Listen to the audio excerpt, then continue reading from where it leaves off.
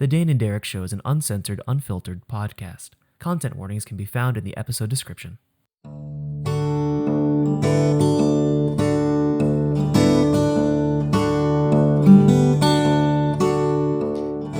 Hello and welcome to the Dane and Derek Show, a podcast where two nerdy friends keep in touch and shoot the shit. I'm Benig-Aiello, a writer, director, and occasional D&D player, and with me as always is my buddy, Dane Fogdall. Hey there, I'm Dane. I'm a writer, musician, podcaster, and lover of tabletop RPGs.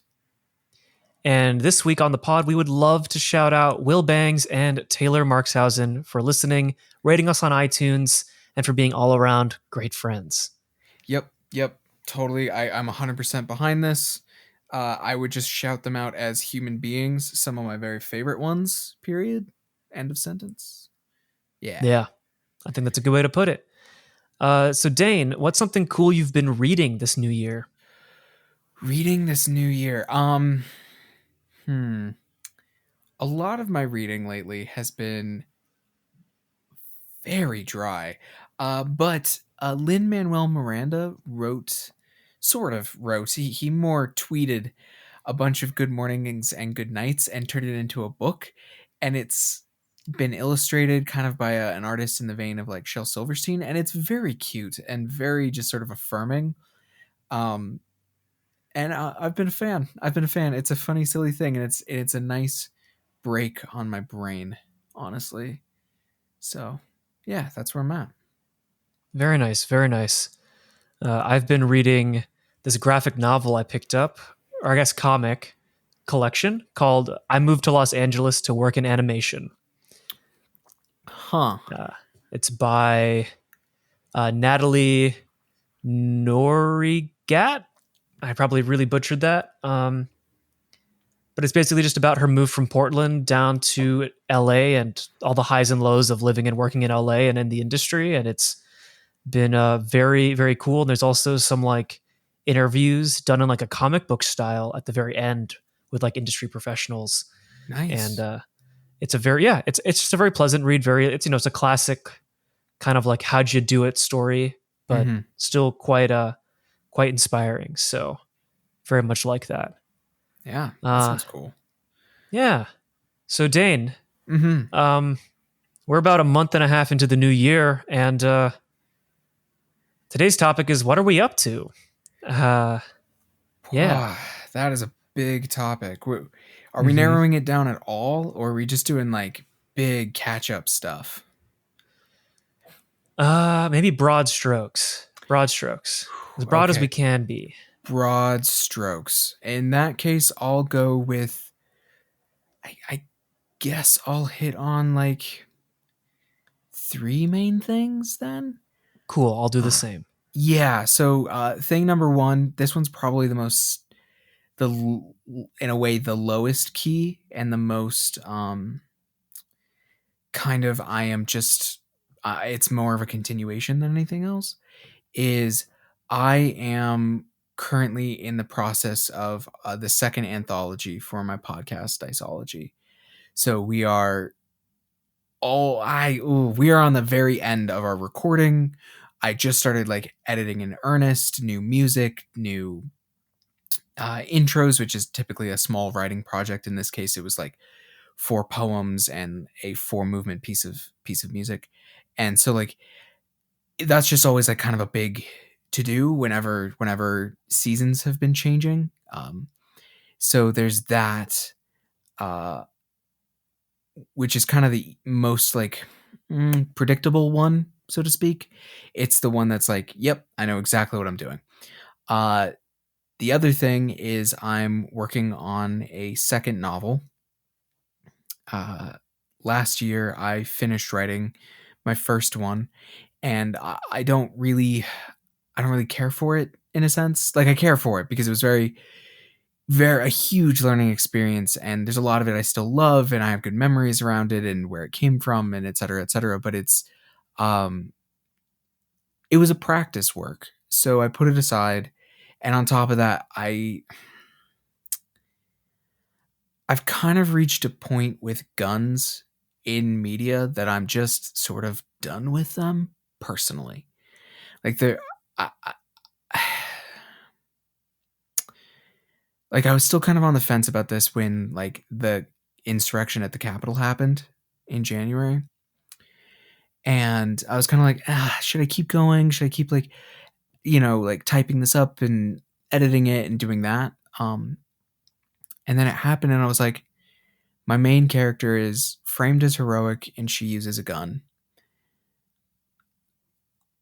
If I don't do this, it's not like there's going to be a dearth of this type of media. And it's not even me like saying I don't want to consume that sort of media or that I'm condemning anyone who makes that. I just don't want to be one more person producing that. Um, That's completely fair. yeah, and with Diceology's first anthology, just finishing up uh, in the same hand, I don't think I'm going to be doing another anthology where people who use guns are going to be framed as anything other than, at best, forced into the best of some very bad options. I see. Yeah. So, anyways, so there's that. So this other novel, though, which is kind of what this was about, silly me. This other novel is much more my speed. It's been such a joy to write. I'm through the first part of it, which is close to 20,000 words, and I've had to put it a little bit on the back burner for a little bit because I'm trying to get this other anthology off the ground. And also, the last thing, the big broad strokes, is I began studying for the LSAT to go to law school. So that's three big things. Yeah.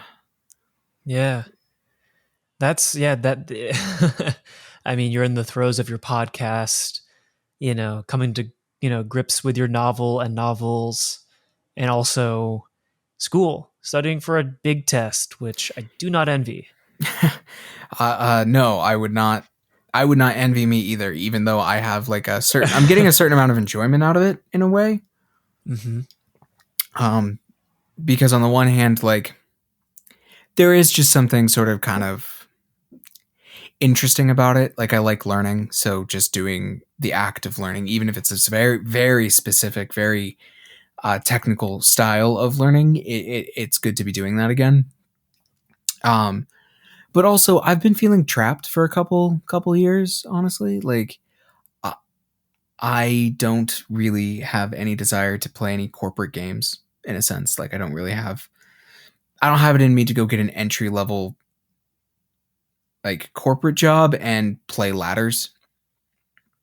Um, and I don't really like the career path I'm currently in. So I wasn't really sure how to get out of it for a really long time.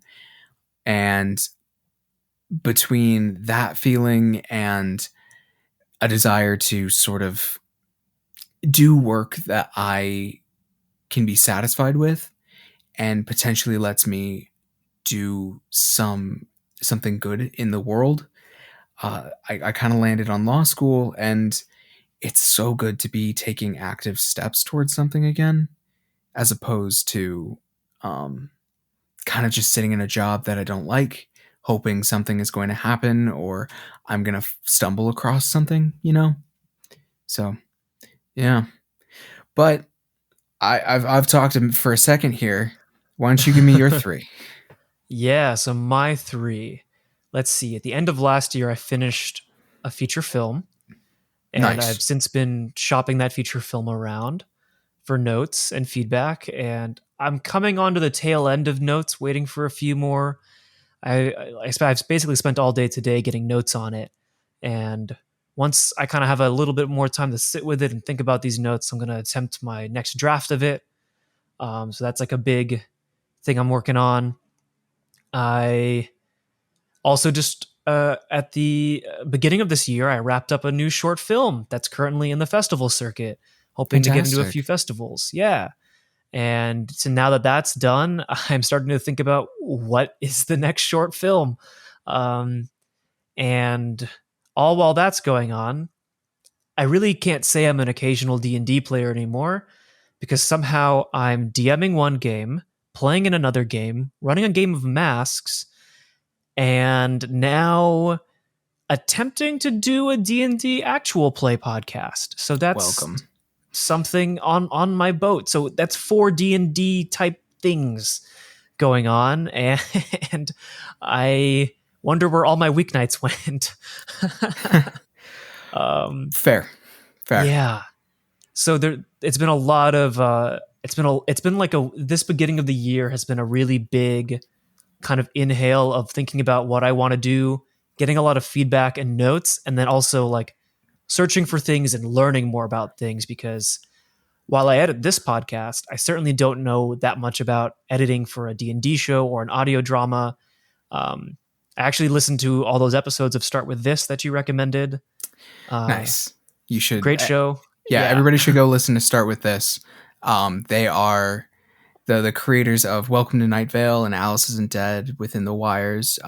They do an excellent show about the creation of art, and pretty specifically, they write their shows about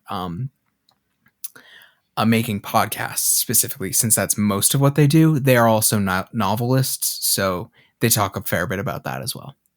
Yeah. It's been super applicable to a lot of the media that I'm working on and working through, in terms of how to think about things, in terms of what I should be starting with, no pun intended or pun intended. Mm-hmm. And especially for like the D&D thing, like you and I in the past, before you did Diceology and before that level 1, we did, D&D Unplugged and A Quiet Town, or The Quiet Town. Yeah. And, the public's never heard of those. Nope. So it's definitely something that I've wanted to do for a while. I've just never figured it out, but you figured it out. And I'm actually curious. Tell me more about your anthology and sort of, I've been catching up. So I'm getting there. I'm getting through Diceology again. So tell me about what it's like making that show. It is, I would call it both. It's a joy overall, like hands down, always a joy, always has been.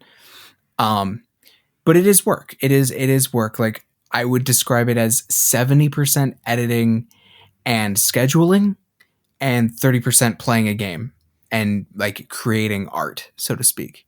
There is like a 30% of the time where we're recording, and there's that time when I'm writing music for the show or intros for the show. Basically, the intros are small snippets of fiction or poetry that I read aloud to kind of give the episodes some context or sort of add to them in a way. And so that 30% is sort of my very favorite part, by and large. That's the stuff I love doing the most. I'm kind of a fan of audio editing overall. Like, I find it to be a relatively meditative practice. I don't find it grating or awful to do. But it isn't as fun as recording a game with people that I really like working with. And then the other part of it is scheduling, scheduling 4 different adults to sit down for 4 hours is challenging, especially right now, because we record exclusively at a distance. So we don't sit in a room together anymore. We used to, but even then I still recorded at a distance with Natalie. So yeah, it's been interesting to do this sort of like thing where we're working together and making something both together and apart, which is kind of hard to comment on because I haven't really given that much thought yet. But it's also been very satisfying to do the show the way we do it, because we don't it's an anthology show, so we don't do a sit down every week with the same people playing the same characters and tell one big story connected. We do kind of weird stuff. Like, we'll, like in the first one, we had 2 central storylines that we kind of alternated back and forth between, and then we would jump to this completely random other thing happening, because it was kind of a space opera in taking place in a particular like star sector. So we'd be like, yeah, we're gonna hang out with our loose protagonists, and then we're just gonna go meet some weird corporate starfighting pilots for a little bit, and then we're going to hop back. So that was really fun to do. And this next one it doesn't hop around so much as like sort of build upon each other. Like it goes in 4 parts. And the first part is kind of a Beowulf origin story of kind of like a creation myth, almost close to. And Nice. then we go into broader world building, if that makes sense. Like okay, here's a myth. Here's how some of the gods happened, and now let's talk about what the community and the people are like. And then we had a game that just set up the main problem, which in this case is a sort of endless winter. So we had a game that just sets up the problem. There was no solution to the problem possible in that game. They just had to survive it for a while. And then the last game, which is the longest stretch, is just about the solving of that problem. So that one just feels very different because there's no characters get repeated in the same way that they did in the first one. Like in the first one character, Lady Blackbird, she showed up most of the time.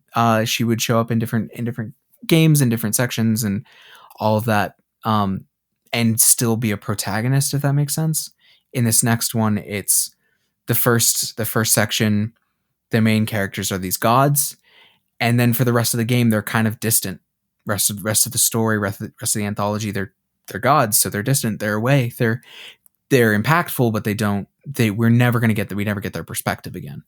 And so it kind of does that. And that's been really interesting, but we're almost at the back end of it again. Like we're almost done recording. And because I'm going to law school and because,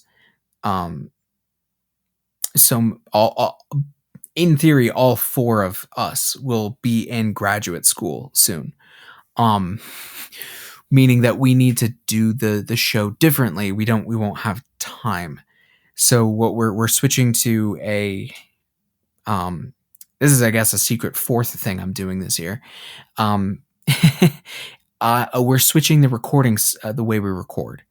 In the past, right now we kind of recorded semi-perpetually. Like we'd just be like, and we'll record in a couple weeks again, or we're going to record every week every other week for 2 months or whatever.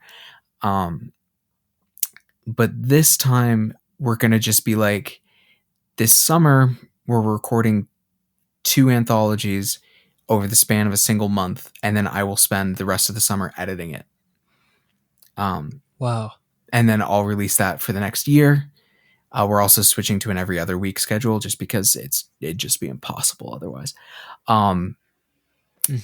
So then that'll go for a year, and then we're recording it in the summer and Fun. kind of record it much more like an actual TV show or something, where it's like we do it all at once and then we wait and then we do it again. Yeah. And I think that's smart. Yeah, I'm kind of looking forward to it. And we also kind of, Natalie and I kind of talked about this, but we're trying to, with Diceology, slowly introduce people to the weirdness we really want to do. Like we're only halfway to our weirdness as of right now. Like because most actual play shows follow a very strict linear narrative, and they don't really bounce around outside of things like the One Shot podcast or whatnot. And so what we did is we're kind of doing these hybrid games or hybrid anthologies where they kind of have a singular game sort of feel to them. And then the ones we're doing in the summer, what unifies them is not going to be a singular storyline or a single setting. It's going to be something else. In this case, we're planning on doing an anthology of games all created by the same person. And then we're doing an anthology based around the Greeks have, I believe, 6 words for love, like 6 more specific words, like eros is like sexual, passionate, physical love. Right. And so what we're doing is we're going to play 6 games, each with the theme of one of those types of love.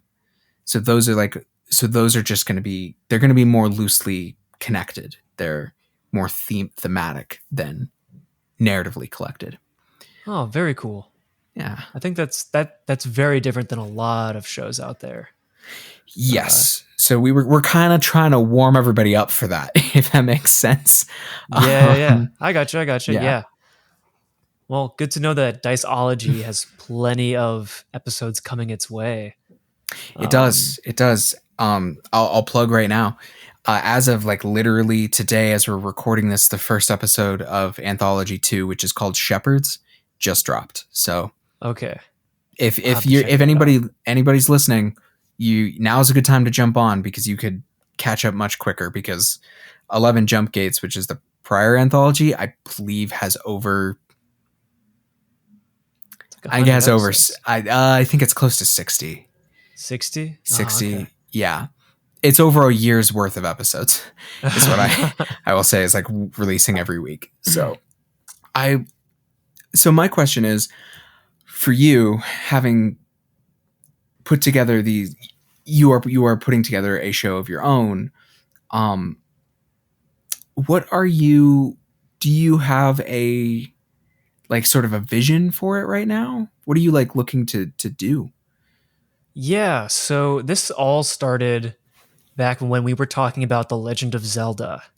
And you Mm. talked about how what makes The Legend of Zelda great is that you know where Link is going to go. And specifically, Breath of the Wild, you can see where Link has to go at every point in the game.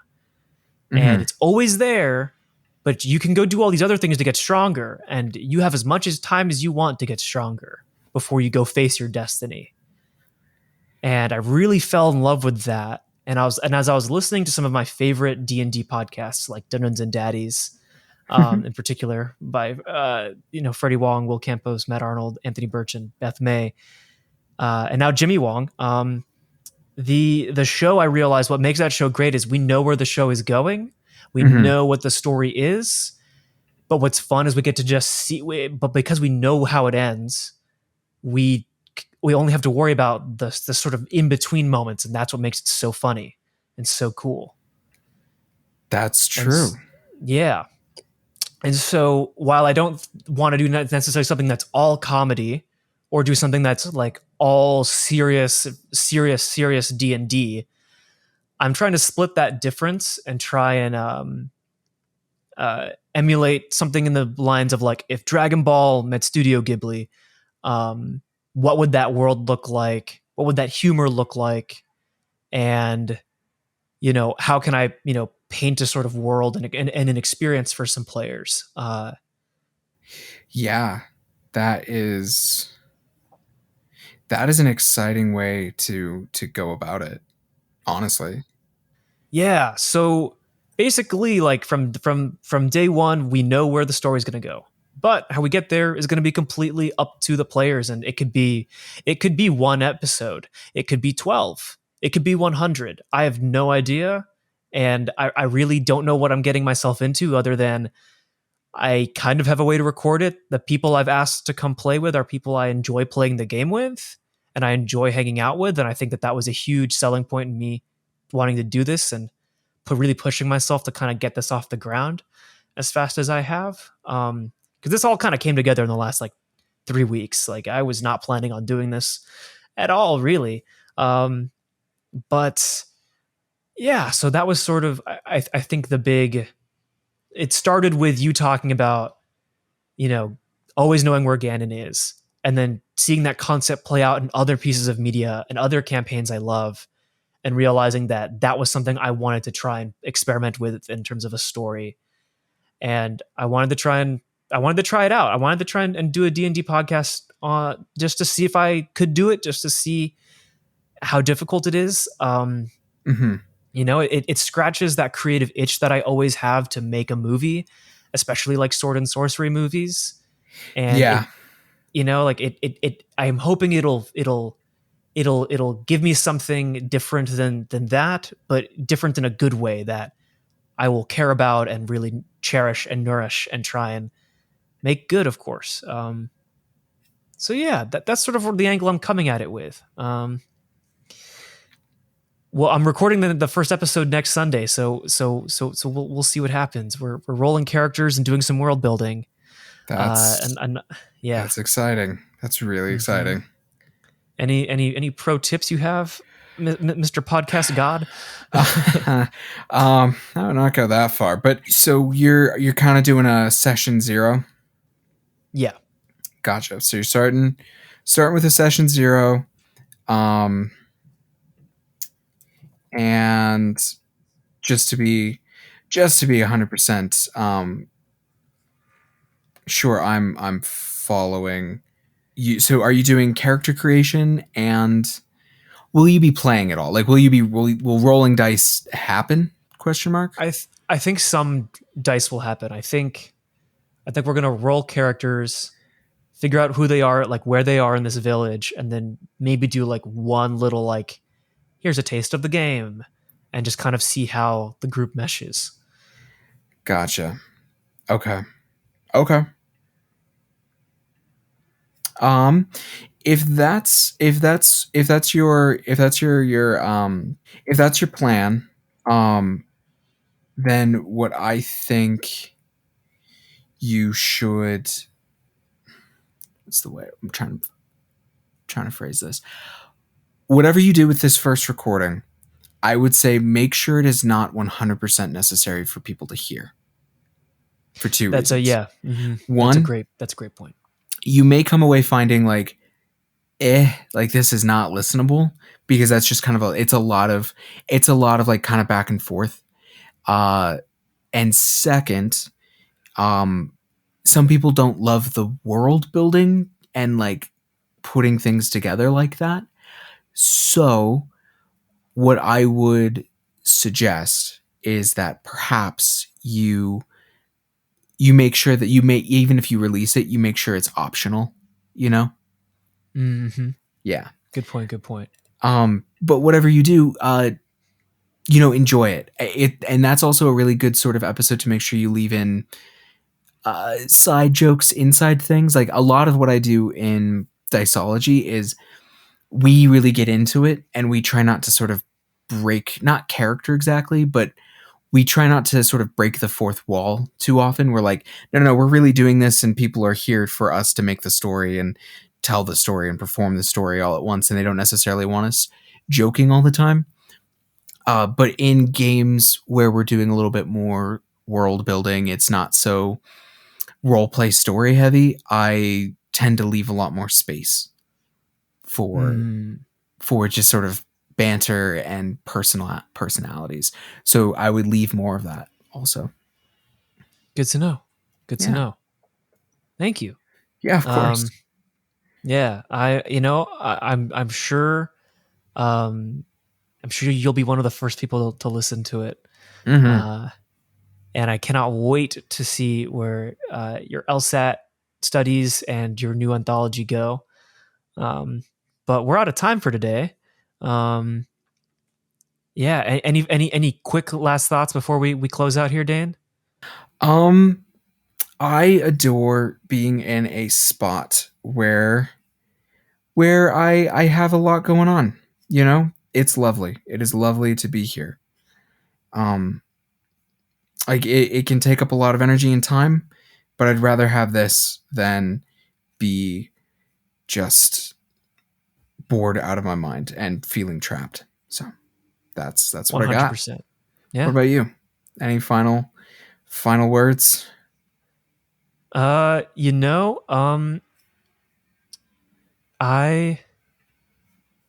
This year's moving a lot faster than I thought, and I'm grateful. And I just hope I don't burn out too fast.